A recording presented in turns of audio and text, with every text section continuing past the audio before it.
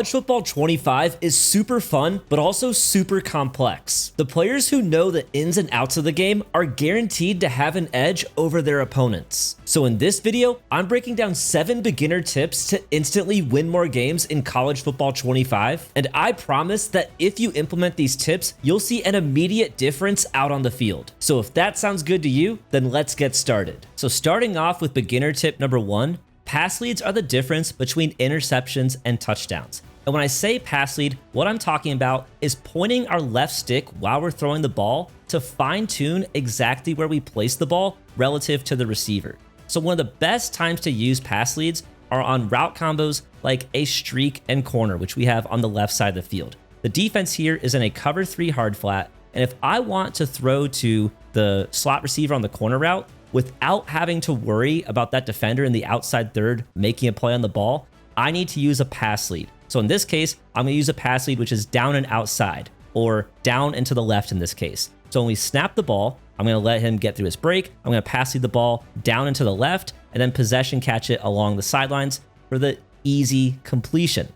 Now I want to show you what happens if you don't pass lead that ball. So exact same coverage, but this time I'm going to not use a pass lead. I'm going to snap the ball. I'm going to simply press the icon of my receiver. And this time, look at where the ball is placed. That was very nearly an interception because we didn't pass lead the ball. And so if you're not pass leading the ball when you're making any pass you ever throw, you are not getting the most out of your passing game. And you can even see right here, look at where our receiver is. The pass lead we did on the first rep placed the ball right around here. It's probably around the 5 or 10 yard line, and we caught it along the sidelines. But instead of pass leading him away from the defender, he just simply ran into the defender, and now the ball's coming in around the goal line, and it's very nearly an interception. And so you need to be using pass leads. You need to be pointing your left stick in the direction you want to lead your receiver, and ideally, it's always going to be leading them away from defenders. Now, pass leads aren't just useful for throwing along the sidelines, but we can actually also use them to get the most out of routes that you might not think are very good. And so right here, we have this running back on the flat route. And again, you might not think that the running back on the flat route is particularly powerful, but look what happens with a pass lead. I'm going to go ahead and put our solo receiver on a streak. If we pass lead this flat route up, all of a sudden, that flat route just got 8 yards for us. But now let's do the exact same thing against cover 3 sky. And this time, let's not use any pass lead. Let's simply press the button of our running back. Now he just ran out of bounds, and that was a 2-yard gain. And so the pass lead in this case is the difference between picking up 2 yards and picking up 8 yards. And that is significant.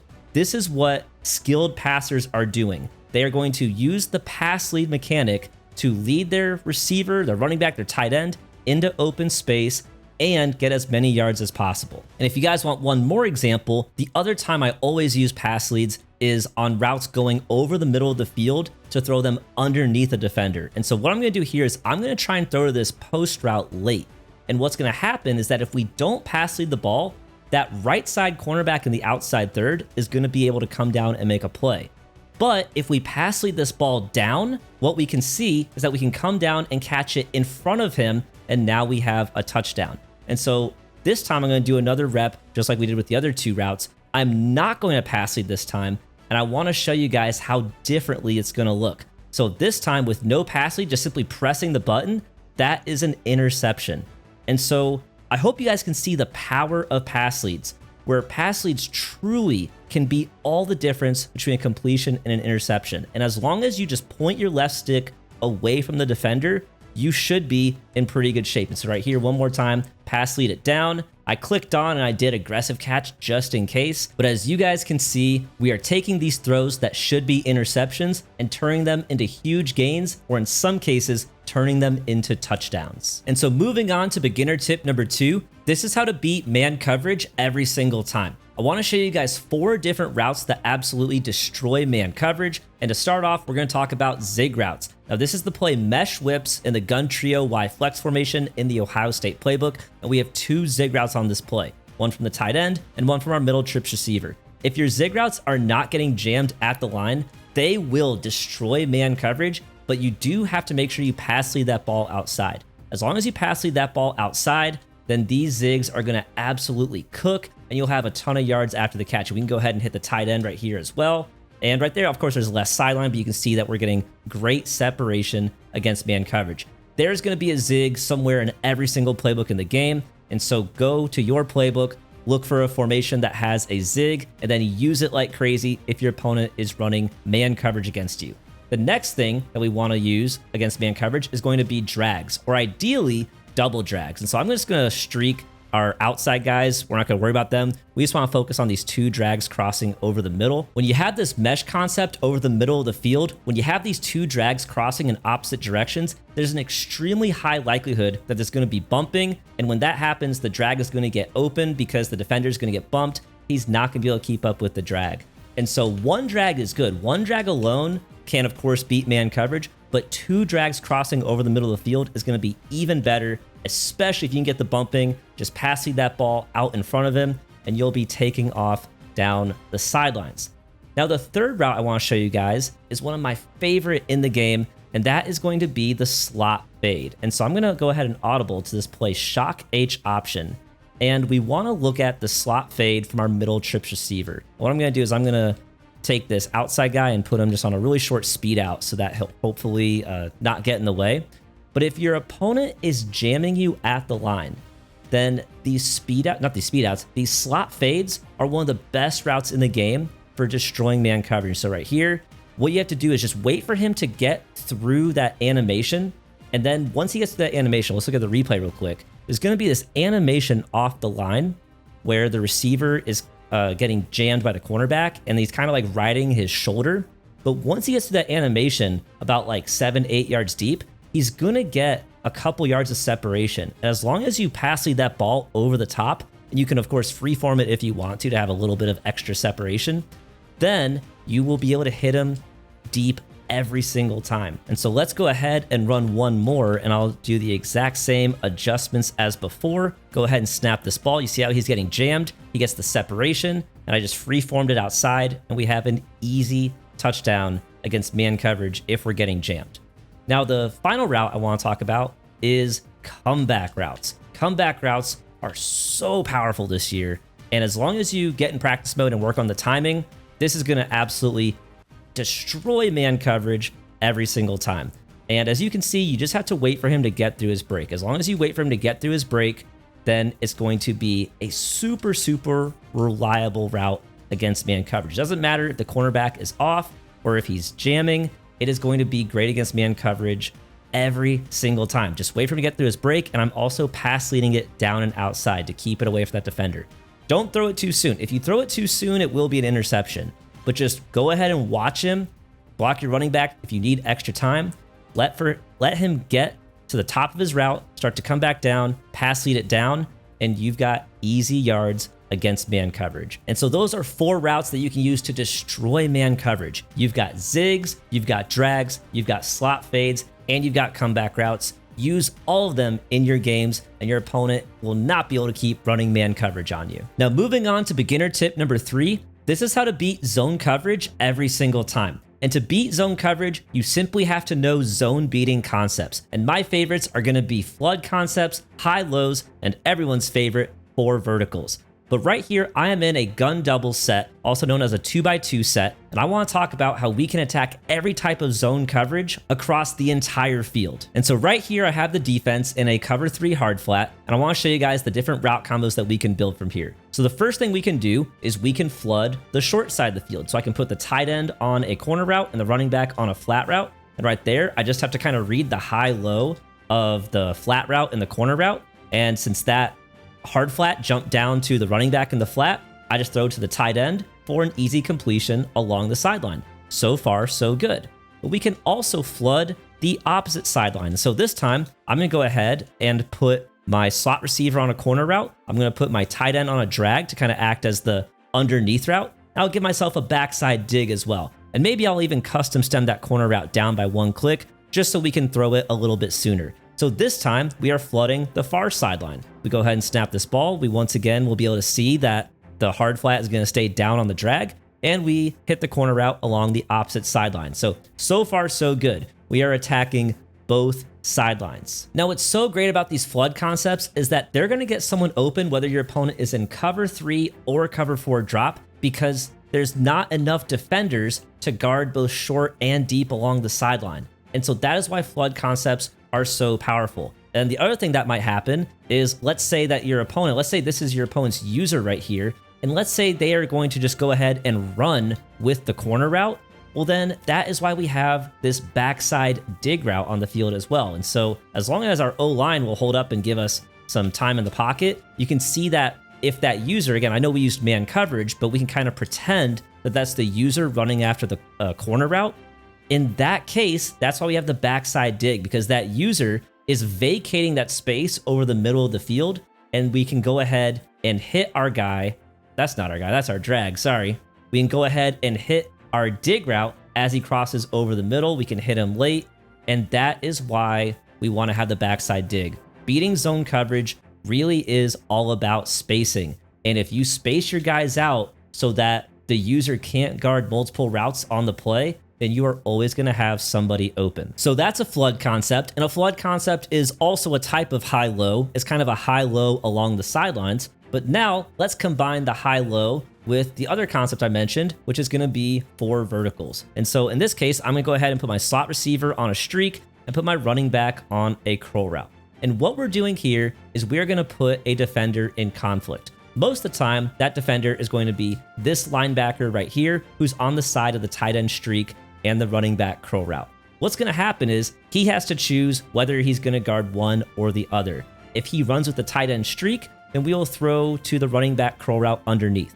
If he stays down on the running back curl, then we will throw high to the tight end streak. That is why it's called a high-low. And so if we go ahead and run this, we can see that in this case, he decided to let the tight end streak go. And so I just do a pass lead down and we hit the tight end up the seam. If we run it again, I think that he sometimes should stay high on the tight end streak. And in that particular case, you can see that we just had to make him commit. And now we throw down to the running back.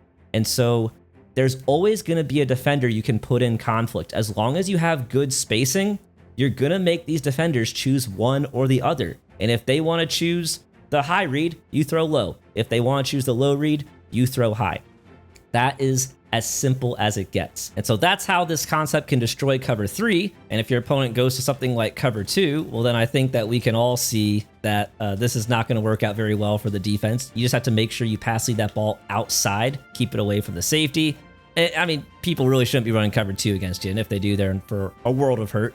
And if they want to run cover 4 on you, well, guess what? You can go right back to just running these flood concepts, because the cover 4 is not going to have an answer for the flood concept. And if they are using the corner route, just like we talked about before, go ahead and put a backside dig on the field. There is always a way to get someone open against zone coverage, as long as you understand zone beating concepts and as long as you understand spacing. As long as you spread your receivers out and make it impossible for your opponent to guard 2 routes with 1 defender, you will always get someone open and you will never struggle again against zone coverage. Now, moving on to beginner tip number 4, learn how to gap shoot any shotgun run play. This is a super simple tip that has been around in Madden and college football for a very long time now, but once you know how to do this, you'll be able to fly right through the line and bring the running back down in the backfield. And so let's talk about how we can do this. First off, we need to be in a 4 down lineman set, and it doesn't matter what formation we're in,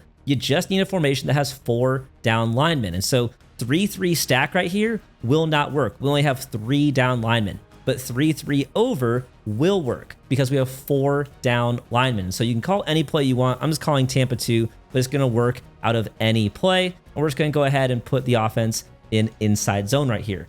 And so the only adjustments we're going to do is we're going to pinch our D-line, which is left on the D-pad and down on the left stick. And then we're going to slant our D-line outside, which is left on the D-pad and up on the right stick. And once you do that, that is what the play art for your defensive line is going to look like. Next, all you have to do is take one of your linebackers and you want to stand opposite the running back about 4 yards behind the line of scrimmage. And what's going to happen is when the ball is snapped, you're going to come right down and you're going to fly right in between your 2 defensive tackles. And so right here, I am even with the running back. I'm ready on the left stick. That ball is snapped. I'm going to fly right through that gap and tackle the running back. This is super consistent. It works for nearly any shotgun run play in the game. I strongly recommend you practice it in practice mode just to make sure that you're comfortable with the timing and where exactly you need to stand and everything. But once you get this down, it is an absolute game changer. And so I definitely recommend everyone get into practice mode and work on this. Pinch the D-line, slant the D-line outside, stand with the linebacker across from the running back, and when that ball is snapped, you'll fly right through the gap and you'll bring the running back down for a loss. And now let's talk about beginner tip number 5. Use custom route stems to transform your passing game. And so let's talk about what a custom stem is, how to do it, and then how we can implement it effectively in our games. And so custom route stemming is simply changing how shallow or how deep your route is going to break. And so you can see on the left side, I am making this curl route super, super deep or super, super shallow. I'm doing this by custom stemming. And so in order to custom stem, you're going to press wired triangle to pull up your hot routes menu. You're going to select the icon of your receiver. Then you're going to hold down LB or L1. Once you do that, you can press either up or down on the left stick if you want a very smooth transition and you want to get very granular with where exactly you want to place the route. Or if you want to move it in bigger chunks, you can press up or down on the D-pad and it'll jump in about 5-yard increments. That is how you can custom stem. Now you can't custom stem every route, but you can custom stem curls, posts, corners, things like that. So if I put my slot receiver on a post right here, I can custom stem this post deeper or shorter. That's with the D-pad, and this is with the left stick. And so there's a lot of creativity you can have with custom stemming. Now, one of the best ways to use custom stemming is to get better spacing with your receivers when you're trying to beat zone coverage. And so on this left side, if we want to run a streak and corner route combo, we may be saying, oh, that corner route's a little bit deep. Let's custom stem him down a little bit. And so sometimes it glitches out, unfortunately, and that appears to be what's happening right now. But I custom stemmed it all the way down. Maybe you'd want it a little bit deeper than that, but we'll go ahead and custom stem it all the way down. And the defense here is in a cover 3. We'll put them in a cover 3 hard flat. And what this is going to allow us to do is throw this corner route much earlier and much shallower on the outside. But that's not the only thing that you can do with custom stemming. Let's say you wanted to put your tight end on a post route over the middle. Let's say, I want him to run sort of like a slant. Then you look at the slant and you're like, oh, the slant's maybe a little too shallow. Well, what if you put him on a post and then custom stem the post all the way down? And again, the play art is glitching out for us. But now you've got him kind of halfway between a slant and a true post. You kind of got him on a very deep slant or a very shallow post, depending on how you want to look at it. Then he kind of crosses the field exactly where you wanted him to. You can kind of fit it in there between the defenders. You've got an easy completion. There's a lot of creativity that you can do. Now, one of my absolute favorite ones is that we can actually custom stem comeback routes. And so if we look at this comeback route on the left side, I'm going to custom stem him all the way into the end zone right here. And this is, oh, I love using this so much. I'm going to go ahead and spy out the D-line because they will shed. But if you have enough time to throw, this comeback route will get super deep, and you can absolutely throw this as long as you have good timing. I mean, look at that. That's a 30-yard comeback route that we just threw. So there's so much you can do with custom route stems. Get into practice mode. You're really limited by your own creativity. You want to put your slot receiver on a hot route and then custom stem him up to 25 yards? You can do that. You can do almost anything you want. And so definitely implement custom route stems because it truly elevates your passing game by being able to customize your receivers' routes like we've never been able to before. Now let's talk about beginner tip number 6. Know how to send the nearest defender. This is a tip that can absolutely win you games, even though you won't need to use it very often. And so I want to give you guys a scenario. Imagine that this is a 4th and 1 and your opponent's quarterback is rolling out. You have a hard flat defender on the outside, but look at how slow he is to react to the scramble, and he ends up letting the quarterback scramble for 6 yards. This is so incredibly frustrating. There's probably a really good chance that you've encountered this before. You can see right here, the quarterback is scrambling. He's looking right at him, but he's just kind of standing flat-footed. He's just kind of side shuffling, not really reacting to the quarterback scramble until it's too late, and he's picked up a ton of yards, and they got the first down. Well, there is a very simple mechanic in the game that you can use to send that defender. We're going to click the right stick straight into the controller. And so I want to try and demonstrate that for you guys right here. It's a little bit tough because I'm on 2 controllers, but we have the defense here in a cover 3 hard flat. So we're going to look at that slot cornerback in the hard flat. And this time, when I'm rolling out, I'm going to click the right stick straight into the controller. And you see how he actually took off? You see how he actually decided to run after the quarterback. You can actually see, and I will admit, guys, I had to click it twice. Sometimes it doesn't respond right away. So sometimes you got to click it multiple times. But you will be able to see right here the moment where that command actually registered. So like right here, he's about to just start sliding and letting me run by, just like we saw in the first rep. But now you can see this time right there, you can see where it finally took the R3 and he actually ran in and he tackled the quarterback. Now, in a 4th and 1 situation, is that a first down?